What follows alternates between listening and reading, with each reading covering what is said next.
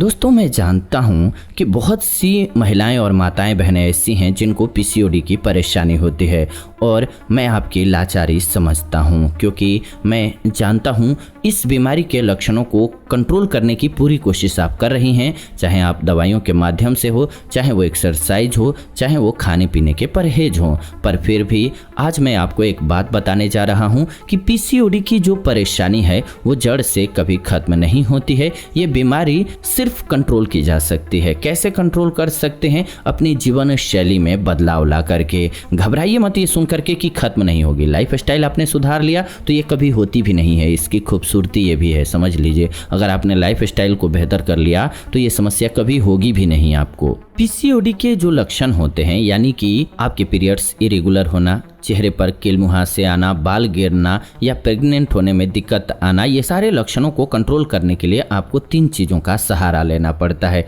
या तो दवाइयाँ पहला है, या फिर रेगुलर एक्सरसाइज, या तीसरी जो आपकी डाइट है यानी कि खाने पीने में कुछ परहेज। तो आज मैं आपको बेहतरीन कुछ टिप्स बताने जा रहा हूं जो कि आपको पीसीओडी की समस्या से जूझने में या हराने में मदद करेंगे। इसीलिए इस वीडियो को प्लीज अंत तक जरूर देखिएगा और प्लीज वीडियो को लाइक जरूर कीजिए और शेयर कीजिए अपने फैमिली मेंबर्स के साथ, दोस्तों के साथ, या जिनको ये प्रॉब्लम है और चाहते हैं आपके स्वस्थ रहे। अभी क्लिक कीजिए, आपका कुछ सेकंड लगेगा, लेकिन हमें खुशी मिलती है जब भी आप वीडियो को लाइक शेयर और कमेंट करते हैं। तो प्लीज कर दीजिए वीडियो को लाइक शेयर और कमेंट। आइए पहला टिप्स जानते हैं कि क्या अपनाना होगा हमें। पीसीओडी वाले जो भी महिलाएं हैं या लड़कियां हैं, उनकी सबसे पहली शिकायत क्या होती है? उनकी शिकायत ये होती है कि मैं तो इतना खाती नहीं हूँ, मेरी डाइट इतनी हैवी नहीं है, फिर भी मेरा वजन ना कम होता है और मेरा वजन बल्कि बढ़ता ही जाता है। तो ये बात आपको ध्यान रखनी है कि ये हार्मोन्स के कारण हो रहा है, ये आपकी डाइट के कारण नहीं हो रहा है। तो आप क्या करते हैं? आप सोचते हैं कि मैं खाना पीना छोड़ दूंगी, मैं डाइटिंग करूंगी तो मेरे हार्मोन्स ठीक हो जाएंगे, मेरी परेशानी दूर हो जाएगी। बट क्योंकि पीसीओडी जो है ये जीवन भर की परेशानी है, तो क्या आप जीवन भर डाइटिंग कर पाएंगे? तो मेरी ये सलाह है आपको कि हर चीज़ का सेवन कीजिए आप। हाँ, ये ध्यान रखिए कि ध्यान से खाना है, सोच समझ करके खाना है और हिसाब से खाना है। पीसीओडी के लिए दूसरा जो टिप्स है वो ये है कि पीसीओडी की समस्या में शरीर में इंसुलिन की जो मात्रा होती है वो ज़्यादा होती है और इंसुलिन हार्मोन से हमें भूख ज़्यादा लगती है। तो मेरी ये सलाह है कि आपको दिन में 3 बार की जगह दिन में 5 या 6 बार खाना खाना चाहिए। हाँ, खाने की जो मात्रा है वो कम होनी चाहिए, यानी दिन में 5 या 6 बार आप थोड़ा थोड़ा खाना खाइए। इससे क्या फ़ायदा होगा? इससे ये फ़ायदा होगा कि अगर आप थोड़ा थोड़ा खाएंगे तो जो इंसुलिन हार्मोन की मात्रा है उसका बैलेंस आपके शरीर में बना रहेगा। और एक बात, अगर आप सोचेंगे कि आप नाश्ता नहीं करेंगे तो जाहिर सी बात है कि जब तक दोपहर का समय आएगा आपकी भूख इतनी बढ़ चुकी होगी कि आप जो लंच में दोपहर के खाने में खाना खाएंगे वो ज़्यादा खाएंगे और इस कारण से दोपहर के 3 या 4 बजे आपके इंसुलिन की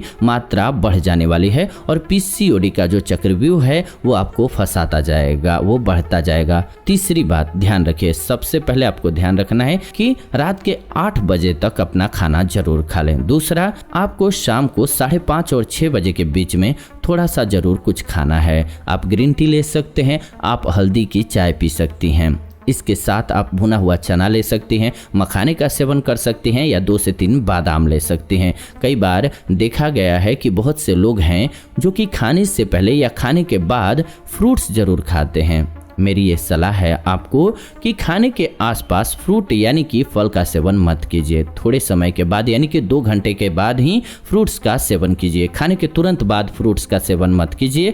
दूसरी बात, पानी की मात्रा बढ़ा करके रखनी है। कोशिश कीजिए कि हर 1 घंटे में 1 गिलास पानी का सेवन जरूर करेंगे, क्योंकि पीसीओडी में वाटर रिटेंशन की समस्या ज़्यादा होती है। तो अगर हमारा पानी का इंटेक जो है वो ज़्यादा रहता है तो हम इस वाटर रिटेंशन से बच सकते हैं। पीसीओडी के लिए चौथी बात जो ध्यान रखने वाली है वो है कि कोई भी परेशान महिला हो तो सबसे पहली बात ध्यान रखनी चाहिए कि आपको मैदे से बनी हुई सभी चीज़ों को बिल्कुल छोड़ देना है। मैदे से बनी हुई चीज़ें क्या होती हैं? ये pizza, pasta, Maggi, samosa, noodles, momos, ये सभी आपको बिल्कुल नहीं खाना है। यानी कि जो भी चीज़ें मैदे से बनती हैं, ये तो आप अच्छे से पहचानती हैं, उनका सेवन मत कीजिए, ये आंतों में चिपक जाती है। इसके अलावा आपको बेकरी आइटम्स भी नहीं लेने हैं, जैसे कि केक, पेस्ट्रीज या बिस्किट्स, इनका सेवन मत कीजिए। कभी ओकेशनली आपने खा लिया, एक थोड़ा सा ले लिया, वो अलग बात है, लेकिन वो भी अगर आपने इग्नोर कर दिया तो ज़्यादा अच्छी बात है। हाँ, लेकिन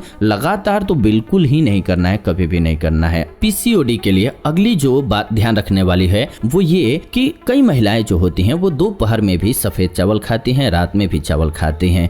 देखिए, चावल आप खा सकते हैं, लेकिन मेरी ये सलाह है कि आप हफ्ते में 3 या 4 बार ही सफ़ेद चावल का सेवन कीजिए, इससे ज़्यादा मत कीजिएगा सेवन। इसके अलावा आपको चीज़ से बनी हुई कोई भी चीज़ का सेवन नहीं करना है, ज़्यादा नहीं करना है, और सफ़ेद पोहा भी कम लेना है। अभी तक मैंने आपको बताया कि खाने पीने की कौन सी चीज़ों को आपको अवॉइड करना चाहिए और खाने पीने की कौन सी चीज़ें हैं जो आप खा सकते हैं पर कम मात्रा में, ये भी बताया हमने आपको। लेकिन अब आपको कुछ चीज़ों के बारे में हम बताने जा रहे हैं। पीसीओडी के लिए अगली महत्वपूर्ण बात कौन सी ध्यान रखनी है? अगर आप पीसीओडी वाली महिला हैं तो हर तरह की सब्जी और फल का सेवन कर सकते हैं, कोई भी परहेज नहीं करना है। इसके अलावा मेरी ये सलाह है कि आप गेहूं से बनी हुई चीज़ों का सेवन कीजिए, बाजरे से बनी हुई रोटी का सेवन कीजिए। इसके अलावा ब्राउन राइस का सेवन कीजिए, आपके लिए बेहतर होता है। ब्राउन राइस जो है वो इंसुलिन लेवल को इतना ज़्यादा नहीं बढ़ने देता है जितना कि सफ़ेद चावल बढ़ाता है। अगर आपको ब्रेड खाने का शौक है तो आप व्हाइट ब्रेड की जगह मल्टीग्रेन ब्रेड या आटे से बनी हुई ब्रेड का सेवन कर सकते हैं।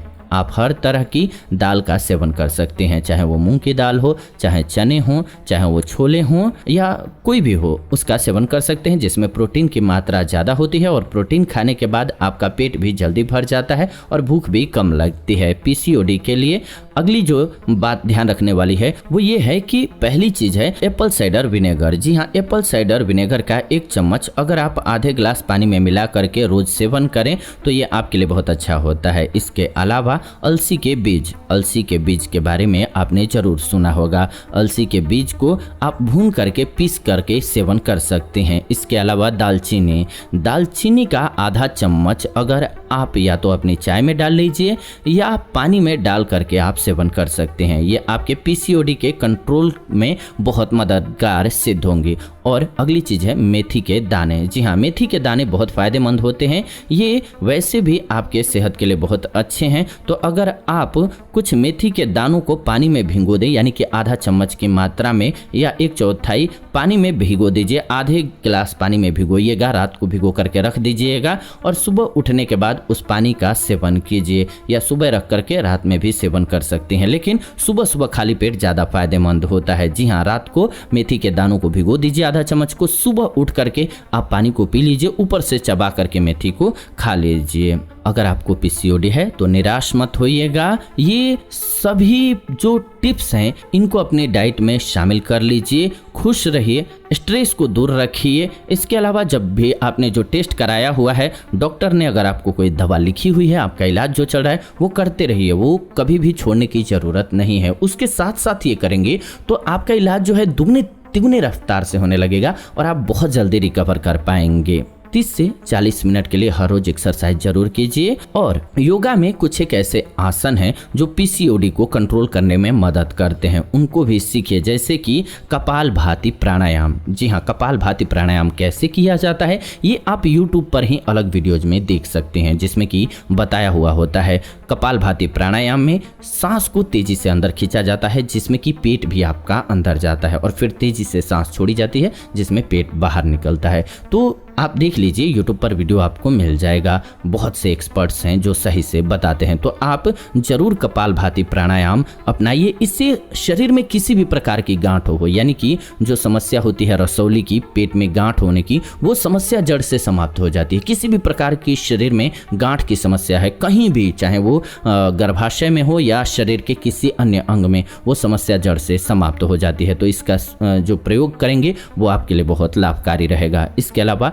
रात को 6 से 8 घंटे की नींद जरूर लीजिए, पूरी लीजिए और अपने दिमाग से सारा तनाव यानी कि स्ट्रेस दूर रखिए। अपनी हॉबीज़ के काम को जरूर कीजिए। आपको जो काम पसंद है, जिस काम में आपका इंटरेस्ट है, उन कामों को जरूर कीजिए और अच्छे से और रेगुलर कीजिए। आपको ये बहुत ध्यान देने वाली बात है कि आपको जो चीज़ें पसंद है उसको बहुत ज़्यादा मारिए मत। बस ध्यान रखिए कि वो किसी का नुकसान न करती हों चीज़ें। और आपकी हॉबी है जैसे कि पेंटिंग हो गया, सिंगिंग हो गया, जो भी है, तैराकी हो गया, स्विमिंग, वो आप जरूर कीजिए। आपको स्पोर्ट्स पसंद है, देखना पसंद है, खेलना पसंद है, मूवी पसंद है, आप बीच बीच में जरूर अपने पैशन को जिंदा रखिए, करिए, क्योंकि आपका खुश रहना इसमें बहुत ज़रूरी है। जितना ज़रूरी है इन औषधियों का सेवन और ट्रीटमेंट, उनसे थोड़ा भी कम ज़रूरी नहीं है कि आप अपने पैशन की चीज़ों को करें और खुश रहें, क्योंकि स्ट्रेस लेवल का बहुत बड़ा रोल है इसमें। तो अपने स्ट्रेस लेवल को हमेशा बैलेंस रखिए। आपके पार्टनर को भी ध्यान रखना चाहिए, तो पार्टनर ध्यान रखें,